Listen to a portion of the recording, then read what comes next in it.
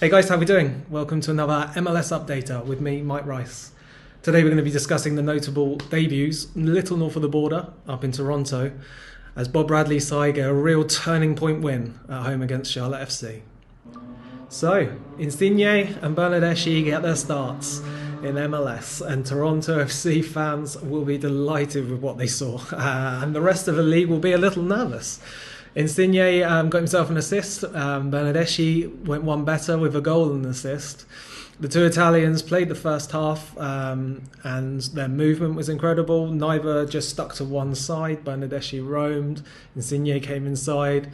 The runners in midfield really played a big part in their movement as well, and it's something which I think Jesus Jimenez is going to really enjoy, being a part of that front three going forward for the rest of the season.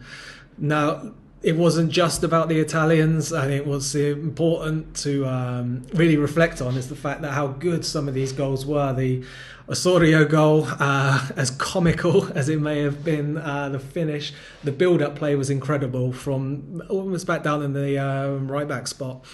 Worked the ball with one-touch passing, two-touch passing. The Charlotte defence was getting moved all over the place, just chasing shadows. And it was incredible team football. And this is the Toronto FC that we're expecting to see with these sort of statement signings coming forward.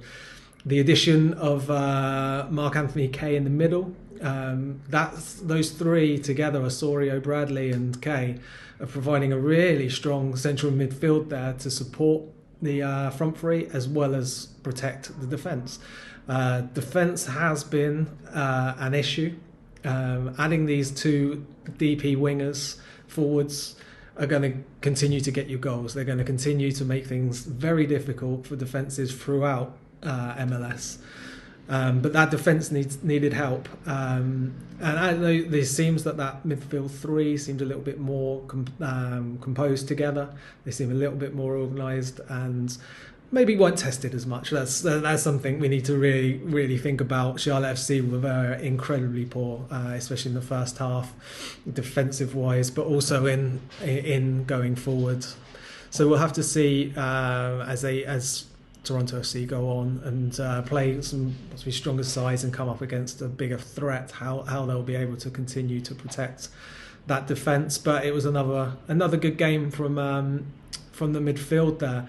Another debut, or a second debut, for Daniel Henry, as he's re-signed with the club after being released by LAFC. He adds some extra depth into that defence, especially with the departure of Salcedo. This also gives Toronto FC an extra designated player spot still available, so we'll have to wait and see whether that's used again on a defender or not. But in the way they're playing at the moment, Bob Bradley's got the ball moving quickly, and if they can cause this much of a threat going forward, teams may not be able to commit as much as they would against the Toronto side at the beginning of the season that's really struggled. So Toronto FC fans will be understandably delighted with their weekend performance.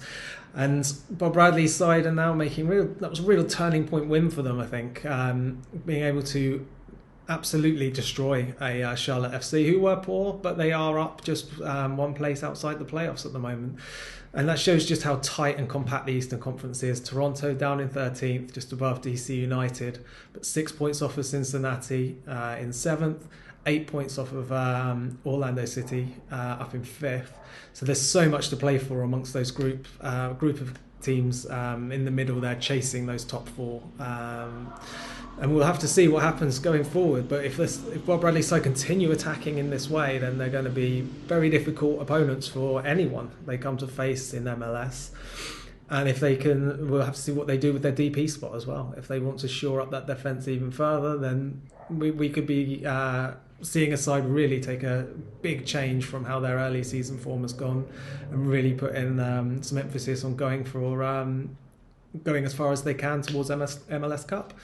But first of all, the next biggest game for them is the Canadian Championship at Vancouver, and Vancouver have hit a bit of a wobble after a really good couple of months' form, the best in the MLS at that point, on current form when they were having a very good run, but it's come away somewhat, and a disappointing result against another Eastern Conference side, Chicago, this weekend.